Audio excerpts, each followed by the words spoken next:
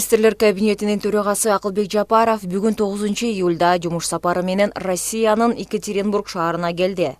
Бул тууралуу министрлер кабинетинен билдиришти. Екатеринбург шаарында Минка башчысы Акылбек Жапаров Россия Федерациясынын өкмөтүнүн төрагасы Михаил Мишустин менен бирге технологиялык өнөктөштүк, эл аралык бизнестин чордонуу темасында Иннопром 2024 негизги стратегиялык сессиясына жана көргөзмөсүнө катышат.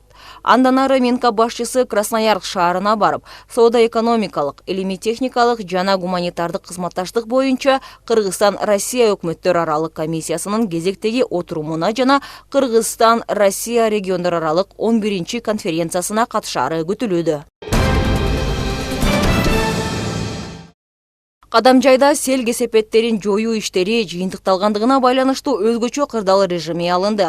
Өзгөчө кырдаал министрлигинен билдиришкендей 24 июнда нөшөрлүү жаандан улам Кадамжай районунун Искак Болотхан айыл аймагынын Жеңиш айылына сел кирип, турак үйлөргө, жертөлө жана социалдык объекттерге суу кирген. Калыбына келтирүү иштерине ÖKMден куткаруучулар, техникалык каражаттар тартылып, жарандык коргонуу кызматтары жана ыктыярчылар жардам көрсөтүшкөн. Белгилей кетсек, селден улам Кадамжай районунун аймагына өзгөчө кырдаал режими 25 июнда киргизилип, Жеңиш айылынан 1000ге жакын жергиликтүү тургун коопсуз аймакка көчүрүлгөн. Аламюдин райондук флайджамп экстремалдык эс алуу жайынын ээсин үй камагына чыгарды. Ал 6 июлда милиция тарабынан кармалып, убактылуу кармоочу жайга киргизилген. Анын кармалышына флайджамптан 39 жаштагы жарандын аркан үзүлүп кетип, каза тапканы себеп болгон. Бул окуядан соң кылмыш иши козголуп, тиешелүү экспертизалар дайындалгандыгы айтылган. Соттон билдиришкендей, айыпталуучу кылмыш жаза кодексинин 29-беренеси боюнча айыпталуучу. Анын жазаган кылмышы анча оор эмес, кылмыштардын катарына кирери белгиленүүдө. Жазык процесстик кодексинин 107-беренесине ылайык бөгөт коюу чарасын колдонуу зарылчылыгы жөнүндө чечим кабыл алууда, анын түрүн аныктоодо тергөө судьясы жана сот айыптын негиздүүлүгүн, айыпталуучу жөнүндө маалыматтарды эске алат. Анын жашы, ден соолугунун абалы, үй бүлөлүк абалы, иштеген иши жана башка жагдайлар. Аламюдин райондук сотунун токтому менен 28 жаштагы айыпталуучуну үй камагына бошотууда мурда соттолбогондугу, өздүгү такталгандыгы, тергөө органынан жана соттон жашырынбаганы жана туруктуу жашаган жери бар болгондугу да каралган. Улуттук коопсуздук мамлекеттик комитети тарабынан козголгон кылмыш ишинин алкагында 2000 АКШ доллары өлчөмүндө пара алып жаткан жеринен жер ресурстары, кадастр, геодезия жана картография боюнча мамлекеттик агенттигинин кызматкери кармалды. Тергөөнүн жүрүшүндө аныкталгандай, ал өзүнүн кызматтык абалынан кыянаттык менен пайдаланып, Кыргыз Республикасынын жаранынан камакка алынган жана кайра каттоодон баш тартылган турак жай комплекстеринин бириндеги 2 унаа токтотуучу жайды кайра каттагандыгы үчүн 3000 АКШ долларын опузалап талап кылгандыгы аныкталды. Жүргүзүлгөн ыкчам иликтөө иш-чараларынын натыйжасында 2024 жылдын 5 июлунда кадастр мамлекетинин кызматкери кармалып, УКМКнын тергөө абагына киргизилди.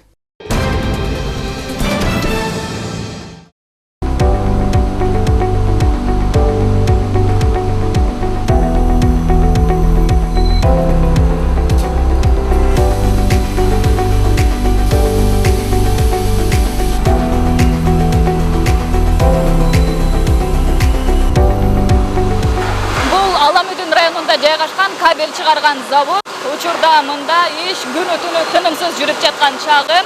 Азыркы тапта заводдо электр сымдарынын 40 түрү өндүрүлүүдө. Ачылганына 6 айдай убакыт болуп калды. Бул арада завод өндүрүш кубаттуулугун өстүрүп, продукция түрлөрүнүн санын да көбөйтүп жетишти.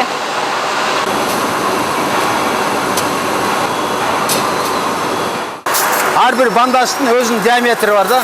Бул диаметри бар, бул диаметр эң чоңу 784-төн баштап ылдый келе берет. Бул чоң, будан улам кичерейип 565, 450 болуп кете берет да уламчы. Чоң барабанга чоюлат. Бул чоң барабанга чоюлгандан кийин, буякта план толгондон кийин, бияктан түшүп бул кийинки линияга өтөт да. Кабель диаметрине жараша ичкертилген соң 1 суткага жогорку температурада жумшартылат. Андан соң кайра муздатылып, ар бир кабель өзгөчөлүгүнө жараша ар бири өзүнчө температурада өрткө туруштук берген желим материал менен изоляцияланат.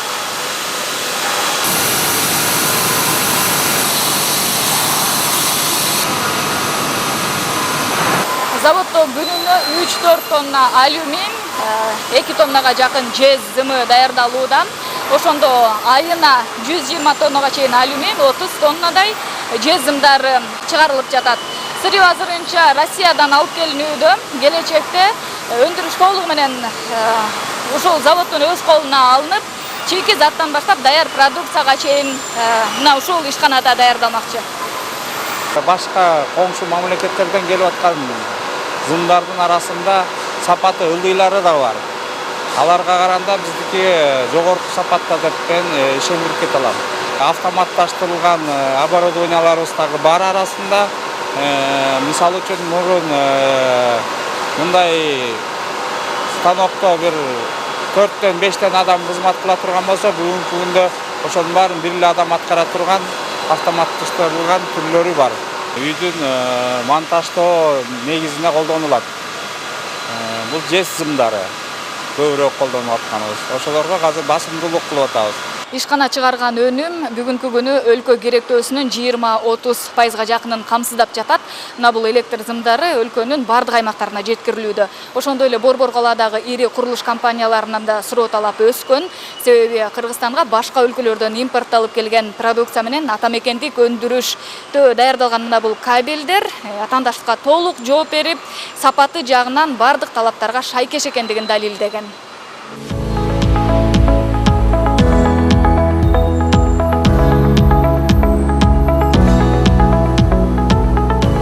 Буга чейин электр зымдары дээрлик толугу менен чет өлкөлөрдөн алып келинчү. Ошентип, бул ишкана электр кабелдерин өндүргөн Кыргызстандагы алгачкы завод болуп калды.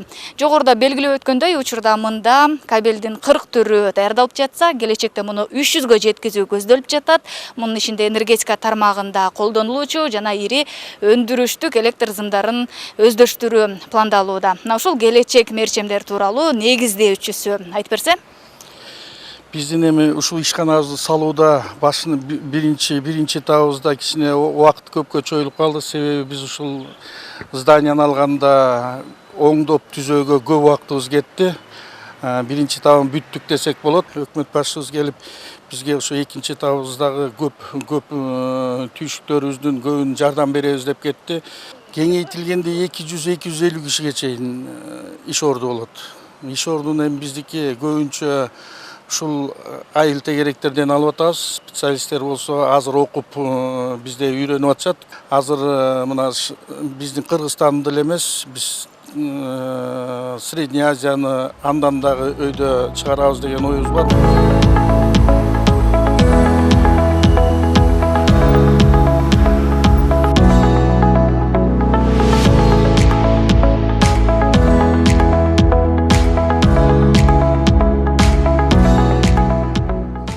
Кыргызстанда айдоочулук күбөлүк алууну каалагандардын саны өсүүдө. Бул тууралуу транспорт каражаттарын жана айдоочулук курамдык каттоо боюнча мамлекеттик агенттигинен билдиришти.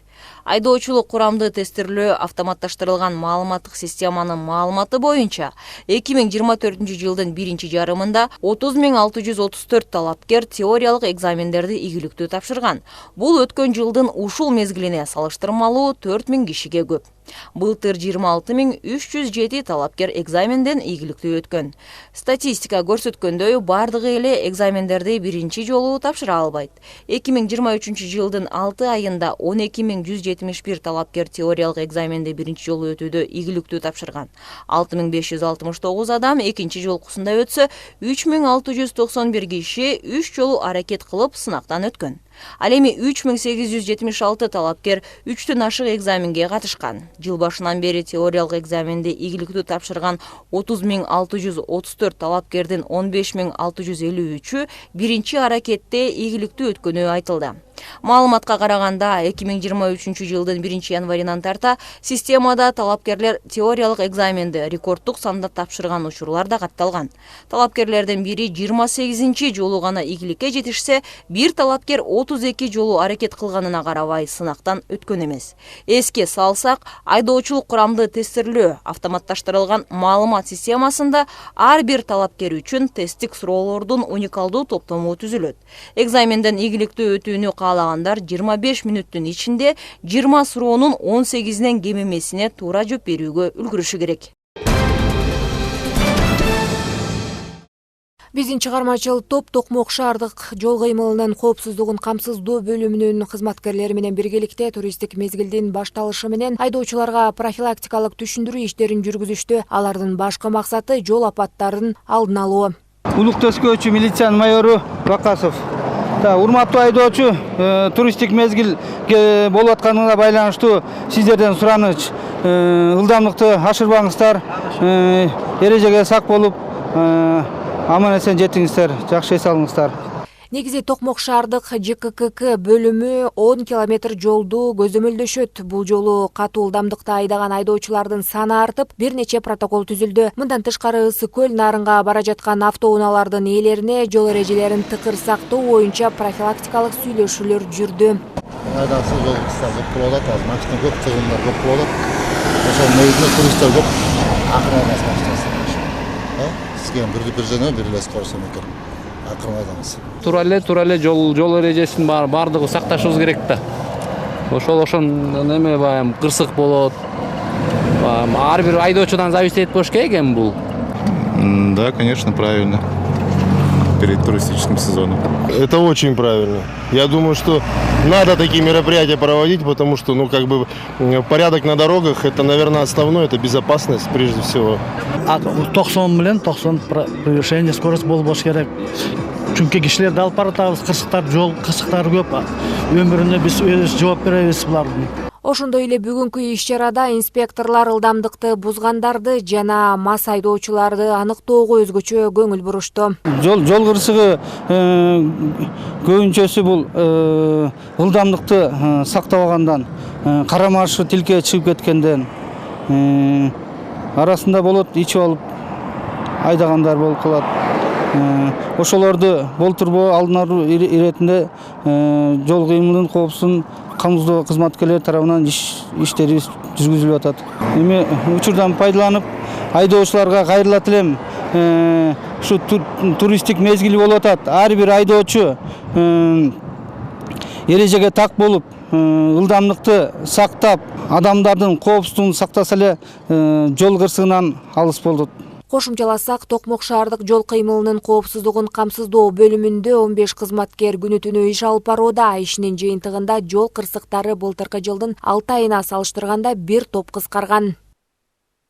Токмок шаарында жол көзөмөлдөө кайгылуу кызматында 15 сотрудник иштейт. Туристтик сезондо усиленно иштеп атабыз. Постторду көбөйткөнбүз. Отдел охрананын машиналерин кошо бир сотрудниктен кошуп бергенбиз. Ошо сотрудниктер менен отдел охрананын машиналери менен кошо иштеп иш алып барып атышат. Былтыр Токмок шаарында 36 жол кырсыгы катталса, быйыл болсо 30 жол кырсыгы катталган. Биздики бул снижение болуп атат. Биздин тартуучу топ май кызматкерлеринин иши канчалык жоопкерчиликтүү жана татаал экенин өз тажрыйбасынан көрө алышты. Алардын кесипкөйлүгү жана ыкчамдыгы жол коопсуздугун камсыз кылууда өзгөчө туристтер активдүү жүргөн мезгилде негизги ролду ойнойт. Бул күн бизге профилактикалык иштердин маанилүүлүгүн жана жол кыймылынын бардык катышуучулары тарабынан жол эрежелерин сактоо зарылдыгын көрсөттү. Нурай Кайратова, Самаган Тайырбеков, УТРК Чүй, Токмок шаары.